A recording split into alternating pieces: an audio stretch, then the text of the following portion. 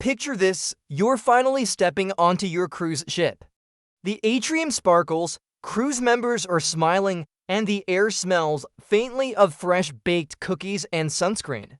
It feels like perfection, a floating paradise where you've left all the stress of the real world behind. But here's the truth, the cruise lines won't tell you. Behind the glossy marketing and endless buffets, there are secrets they'd rather keep hidden. Secrets about money, about how they subtly steer your choices, and about why certain things on board work the way they do. I've spent years sailing on nearly every major cruise line, from bargain-friendly short hops to ultra-luxury voyages. And today, I'm pulling back the curtain on 12 cruise secrets cruise lines don't want you to know. Stick around because these aren't the same old pack of power strip tips you've heard 100 times. Number 1, gratuities aren't what you think. Every cruise line advertises how convenient it is. You don't need to worry about tipping. They'll just add a daily gratuity to your account. Usually $15 to $20 per person per day. Easy, right? The message is clear. This money goes directly to your hard-working cabin steward and dining room staff. But the reality, it's not that simple. Those gratuities are pulled. They don't just go to the smiling waiter who brings your dessert or the steward who folds your towels into a swan. A chunk is distributed to back-of-house crew you'll never meet, like laundry staff or galley workers. In some cases, gratuities even help offset what the cruise line would otherwise need to pay in wages. And here's the part they definitely don't want you to know. You can remove or adjust gratuities by going to guest services. Most people don't because it feels awkward, but you're legally allowed to. Cruise lines count on that discomfort to keep the money flowing. So, what's the smart move? Many seasoned cruisers leave the automatic gratuities in place, but also tip key crew members in cash, your steward, your favorite bartender, the waiter who always goes the extra mile. Not only does it guarantee your money goes straight to them, but you'll often notice a little extra care in return. Number 2, the cabin upgrade trap. You've probably seen this.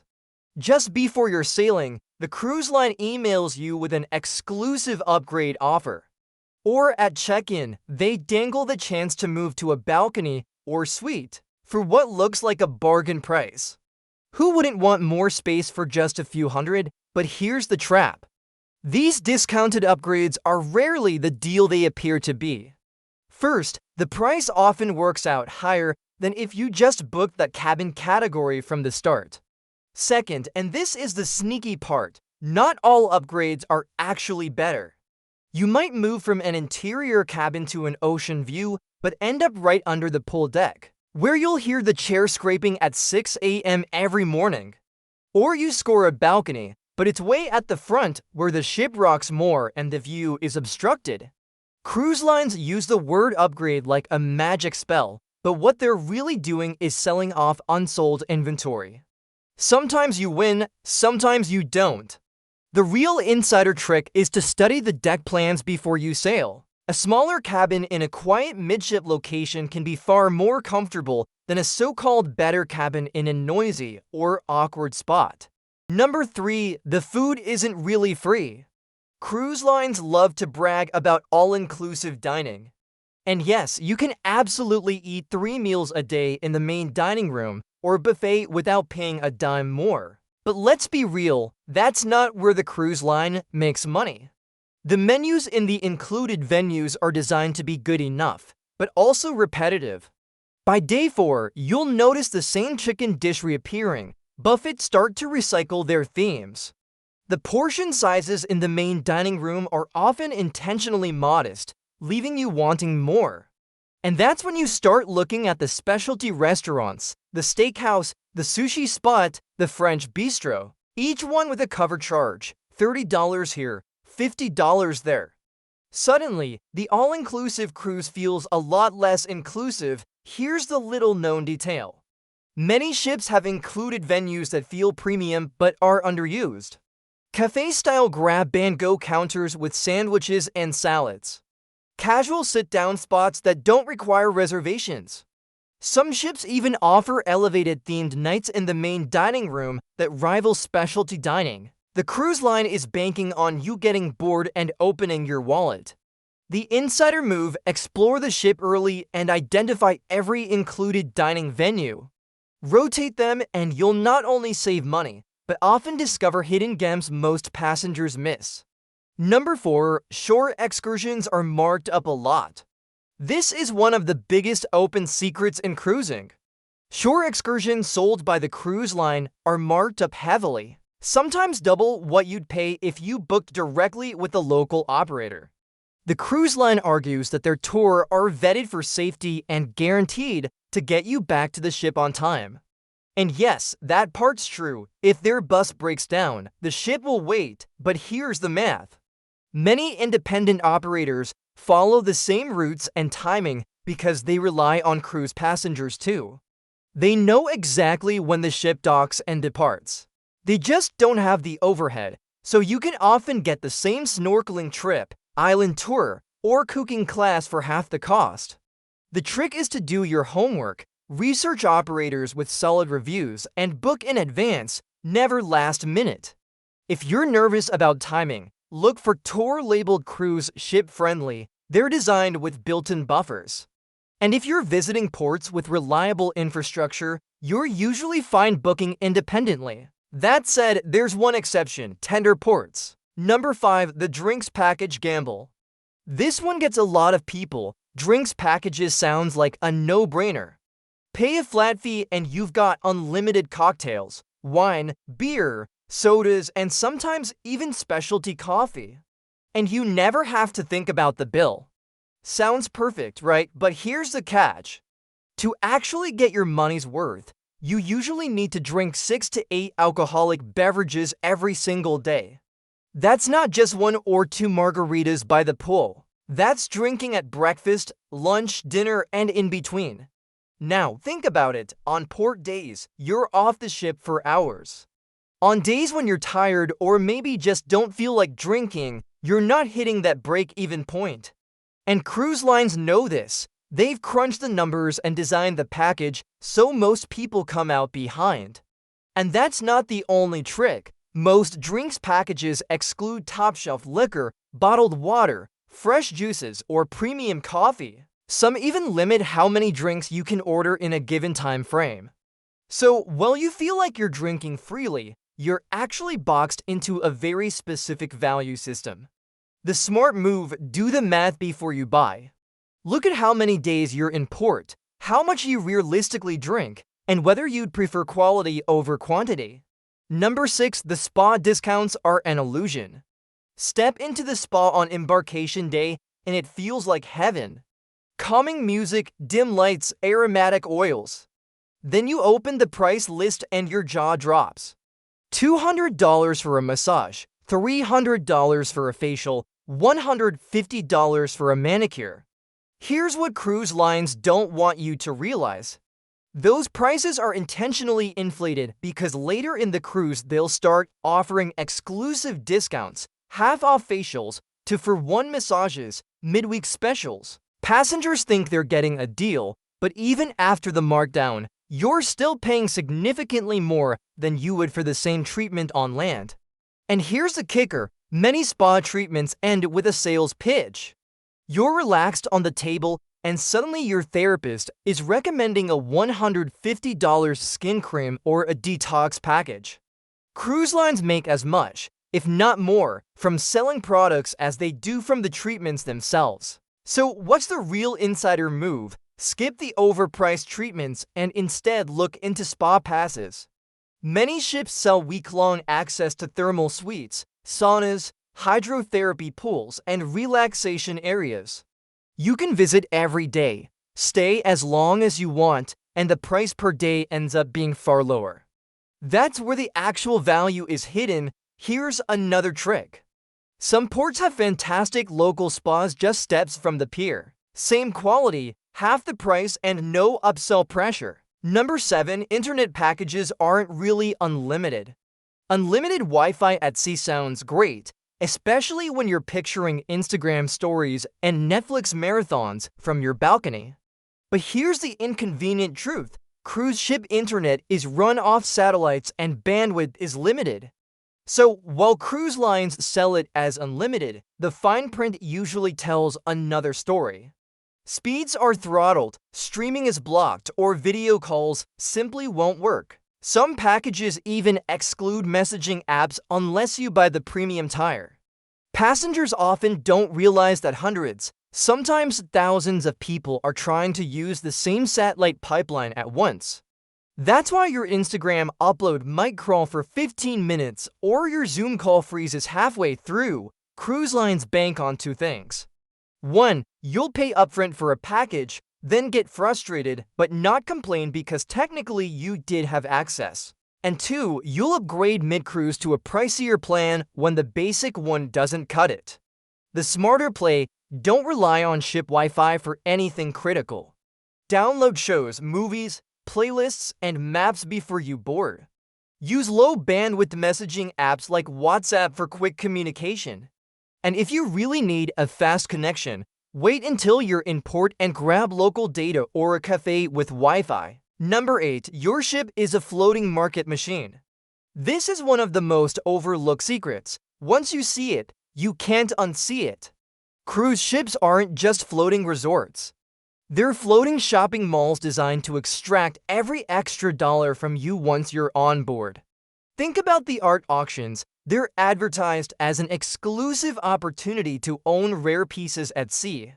In reality, the art is mass-produced with retail prices inflated far beyond what you'd ever pay on land. Passengers end up overpaying, thinking they've scored a deal or the duty-free shops. Yes, you save the tax, but the baseline prices on jewelry, watches, and luxury goods are often set higher to begin with. Cruise lines partner with big brands, and both sides win, except the passenger. Even liquor sales are structured this way. You'll see glossy displays advertising exclusive onboard pricing. But go ashore at many ports, and you'll get the same bottle for less. Passengers end up overpaying, thinking they've scored a deal or the duty-free shops. Yes, you save the tax, but the baseline prices on jewelry, watches, and luxury goods are often set higher to begin with. Cruise lines partner with big brands, and both sides win, except the passenger. Even liquor sales are structured this way. You'll see glossy displays advertising exclusive onboard pricing. But go ashore at many ports, and you'll get the same bottle for less. Number 9. Private islands aren't really free. One of the biggest selling points in cruise brochures these days is the private island experience. Royal Caribbean has Coco Cay, Disney has Castaway Cay, Carnival has Half Moon Cave. The list goes on. The marketing paints it like paradise. Powdery beaches, crystal clear water, all included in your fare, but here's the truth. Those private islands are designed to keep you spending even after you've left the ship. Yes, the beach itself is free. You can lay on a lounger and swim in the ocean without paying a dime. But if you want shade, a cabana, or even a clamshell, you'll pay extra. Want to use the water park, zipline, or go snorkeling? Extra. Even certain dining and bar areas are reserved for passengers who fork over more cash. And the pricing? It's often higher than what you'd pay in a regular port. A clamshell that might cost $10 on a Caribbean beach can easily run $50 to $70 on a private island because you're captive.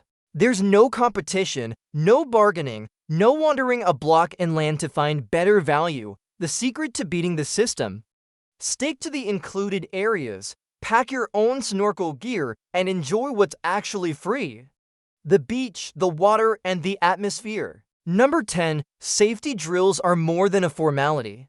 The muster drill, or now on many ships, the ESTR, is one of the least glamorous parts of cruising. Most passengers treat it like a box to tick before vacation really starts. People are fidgeting, half listening, just waiting for the all clear so they can get back to the pool deck. But here's the secret. The cruise line takes these drills incredibly seriously because they know emergencies do happen. Fires, storms, even medical evacuations. They're rare, but not impossible. The reason the crew insists you attend is simple. In a real emergency, Chaos is the enemy. If people don't know where to go or what to do, situations spiral quickly. That's why every crew member is trained extensively for drills that passengers barely pay attention to. And here's something else most people don't realize. The international maritime law that requires these drills is non-negotiable. Cruise lines would rather annoy you for 30 minutes than risk lawsuits, fines, or worse if passengers aren't prepared. So while the cruise line won't market this because safety talk isn't sexy, the drill isn't a formality. It's survival training in disguise. Take it seriously and you'll understand your ship in a whole new way. Number 11. The casino isn't just about gambling. Part 1. Onboard casinos are designed to feel like fun distractions. Slots clinking, blackjack tables buzzing, waiters bringing you free drinks while you play. But here's the real secret. The casino isn't just about gambling revenue, it's a marketing engine. Every time you insert your cruise card into a slot machine or buy chips at a table, the system is tracking how much you spend, how long you play, how often you come back, and if you spend enough, the casino department flags you as valuable. Why does this matter? Because those high-spending passengers often get future offers regular cruisers never see, free cruises, heavily discounted cabins, or casino rate pricing. These aren't random promotions, they're calculated incentives to bring profitable gamblers back. Meanwhile, casual players are kept in the middle with just enough perks, free drinks while playing, and loyalty points to keep them coming back without realizing the bigger game at play. So the casino isn't just about taking your money during this cruise. It's about data collection and long-term loyalty. Number 12. Last-minute deals aren't really last-minute. Here's one more marketing trick cruise lines love: the flash sale or last-minute deal.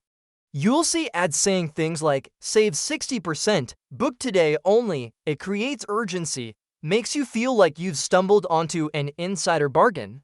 But if you've tracked prices over time, and many seasoned cruisers do, you'll notice something funny. That deal might actually be the same price it was weeks ago, or worse, is higher than it was months earlier. Cruise fares are dynamic, adjusted constantly by algorithms based on demand, inventory, and seasonality. When cabins aren't selling, the cruise line might drop the price, but the sale language is just marketing. It's designed to make you act fast without realizing the context, the actual best times to book. 2 windows when itineraries are first released, because early bird pricing is usually the lowest, and during wave season, January through March. That's when cruise lines throw out genuine perks like free upgrades, onboard credit, or included drink packages. So don't get hypnotized by the words flash sale. The real secret is tracking fares over time and knowing the rhythm of the industry. That's when you score the actual bargains. Once you've seen behind the curtain, the whole cruise feels different. Every little service charge and special offer suddenly makes sense. That's when cruise lines throw out genuine perks like free upgrades, onboard credit, or included drink packages. So don't get hypnotized by the words flash sale. The real secret is tracking fares over time and knowing the rhythm of the industry. That's when you score the actual bargains. Once you've seen behind the curtain, the whole cruise feels different. Every little service charge and special offer suddenly makes sense. So now you know, cruise ships are floating cities with secrets hiding in plain sight. From the fake unlimited Wi-Fi to the marketing traps and loyalty schemes, every part of your vacation is carefully engineered to keep you spending and smiling at the same time. The truth isn't that cruises are bad.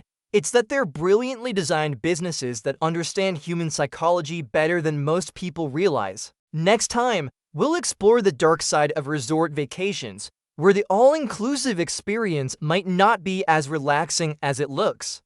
But for now, remember, the ocean hides a lot of secrets, and so do the ships that sail on it.